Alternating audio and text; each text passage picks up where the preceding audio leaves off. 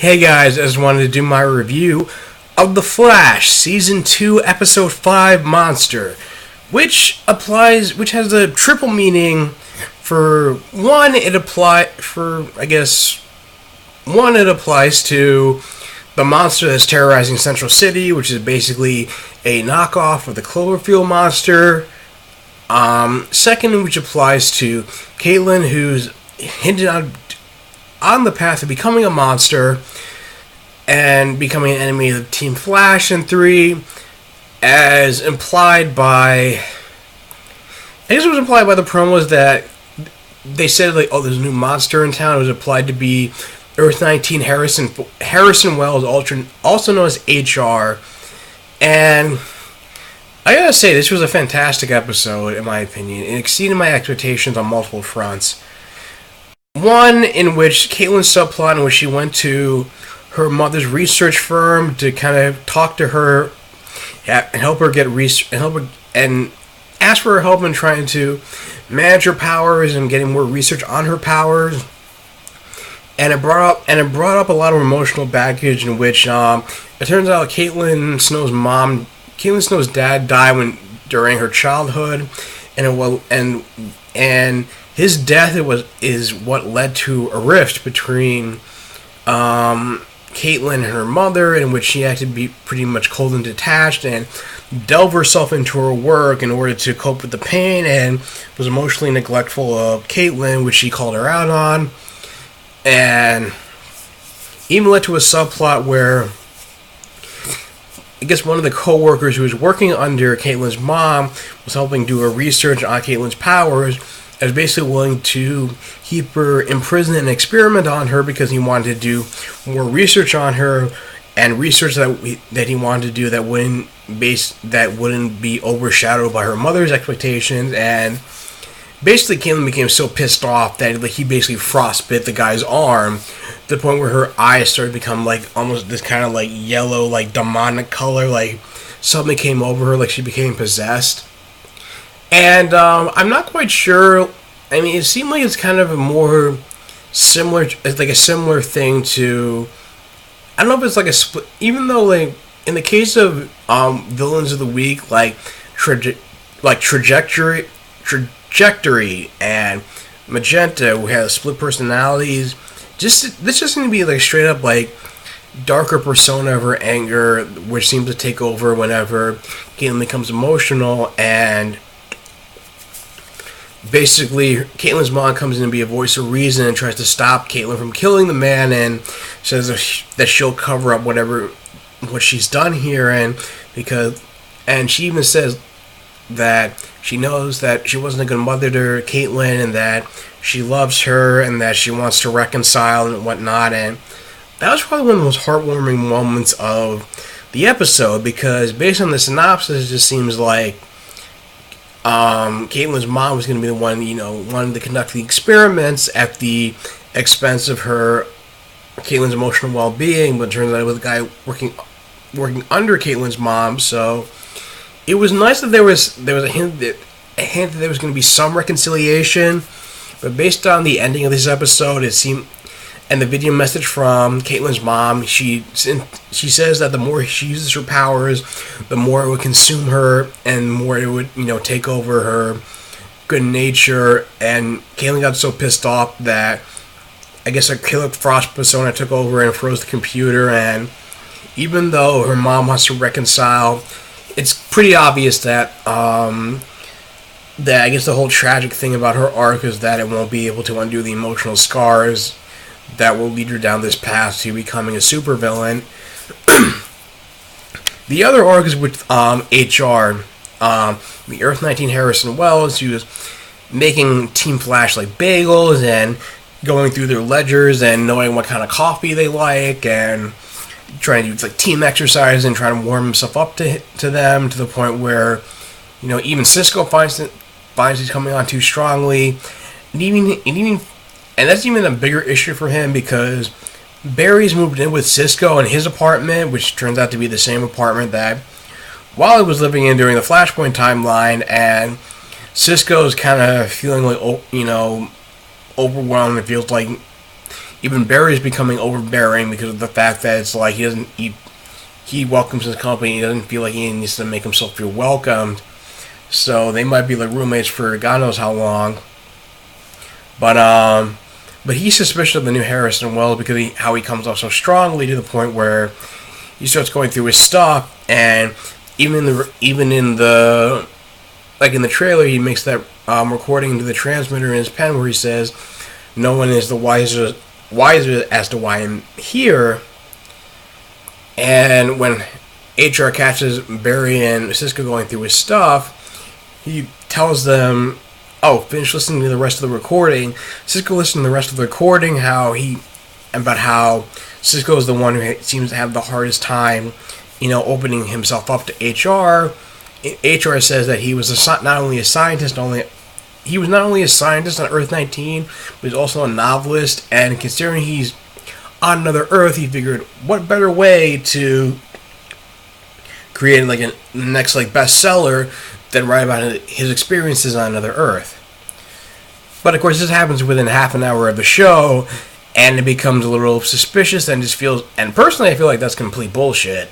So, and it turns out that towards the end of the episode, and based on his behavior, is that Cisco realizes that because he doesn't even know how to operate a computer, and he's basically repeating like everything that Team Flash is saying, and not necessarily contributing much aside from using like a copper wire cable to pull an Empire Strikes Back on the monster, like they did with the AT-AT in Empire Strikes Back. I feel like he's not contributing anything, and the team realizes that this is a Harrison Wells who is not scientifically minded. He reveals to the team that he's basically like, he's the idea man. He was just basically a businessman and an industrial engineer, industrial designer on his Earth, where he was the idea man. He was basically the muse. And his partner, who ran Star Labs, was the scientifically minded one who solved the equation. And because people publicly found out on Earth-19 that he was a fraud, that he came to Earth-1 just basically to make a name for himself and to redeem himself and prove that he can make his life worthwhile.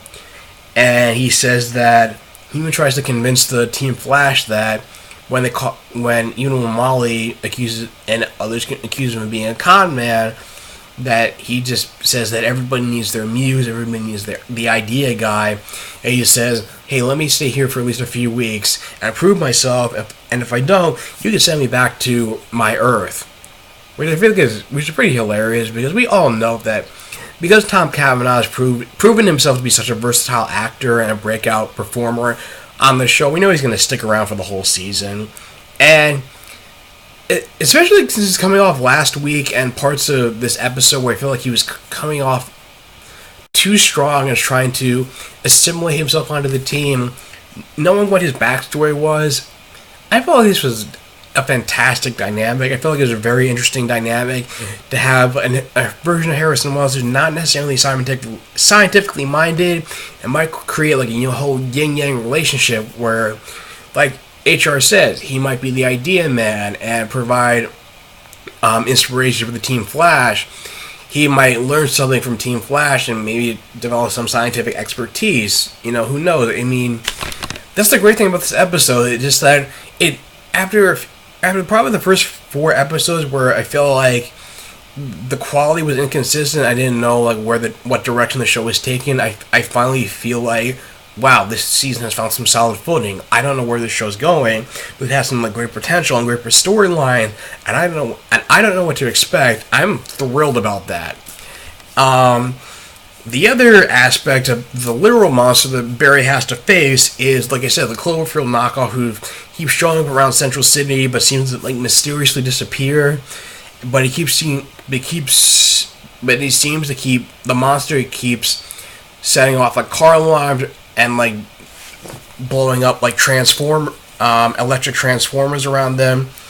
And Barry decides that he wants to, break the ice between himself and Julian and try to try to establish a better working relationship with the guy, even though, from Barry's point of view, even though he's only been working with him for a couple of weeks, in the new timeline, he's actually been working with Julian for a year, and you learn more about his backstory. Like, he had some experience in the military where he experienced using a gun and tried to shoot at the monster, but Barry had to save him at the last minute because of all the, Transformers that was going off, and not wanting him to get killed by electrocuted to death. And there's also his backstory was that his parents were killed by metahumans, and not only that, but he also feels like the Flash's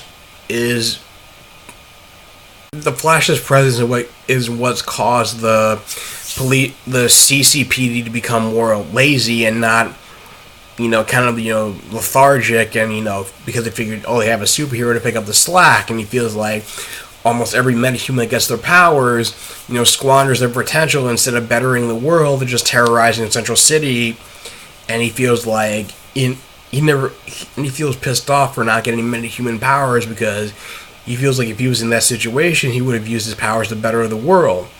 And at first I thought, he said he wants to better the world. Dr. Alchemy said in episode 302 that he wants to prepare the world. I thought that was like a parallel suggesting that maybe that Julian was Dr. Alchemy. But then later on, you learn at the end of the episode that he came from an aristocratic family in the UK, but instead of wanting to become an aristocrat, he actually wanted to become a scientist and became kind of a pariah in his family.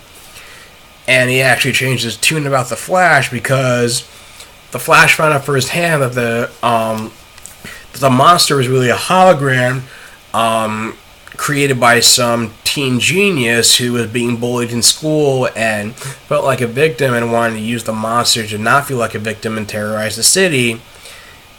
And even though Joe had to take him into custody and face the repercussions of his actions, Joe convinced the kid that he can still turn his life around, and Julian almost shot the kid had it not been for the Flash intervening and moving him out of the path of the bullet. And Julian was feeling like, misty-eyed and guilt-ridden that he could have killed an innocent kid who didn't know any better and was kind of angst-ridden, misguided, and Barry felt bad enough for him, and just after getting to know the guy, he decided, that maybe, hey, this guy's not so bad, and he offers to take him out for a drink. And this is the thing I've been wanting to, but never expected to happen in this episode, which is where, they gave Julian a lot more layers and became a much more sympathetic character. And again, it's interesting to see what kind of dynamic he's going to have with Barry from this point on. Like I said, I don't know where it's going to go with it. Is it going to be like an ally to Team Flash? Is he going to just be like a red herring, like how Eddie Thawne was a red herring for the identity of the Reverse Flash? Is he going to turn out to be Dr. Alchemy? I don't know. I mean, so far I like the idea that he might become like this, like Earth 2 Harrison Wells, where he started out as this asshole, but you got to know him and he, add more layers to him, and he became a more sympathetic character, even if he was abrasive. But again, this is what I found was fantastic about the episode, and I think this was probably the strongest episode of The Flash so far. I feel like it laid the groundwork for what's probably going to be probably a fantastic season, probably the best season since the first one, if not more so. So I was pretty satisfied with it. I mean, aside from the villain being kind of stereotypical, the villain kind of having, cliched motives, and I guess it depends on how, if you were that kid in that situation. Overall, this episode of 4.5 out of 5. What do you guys think of it? Was this your favorite episode of the season? Do you agree with my opinions on this? Leave your thoughts in the comments down below. If you like this episode, like, share, and subscribe, and I will talk to you guys soon. Take care.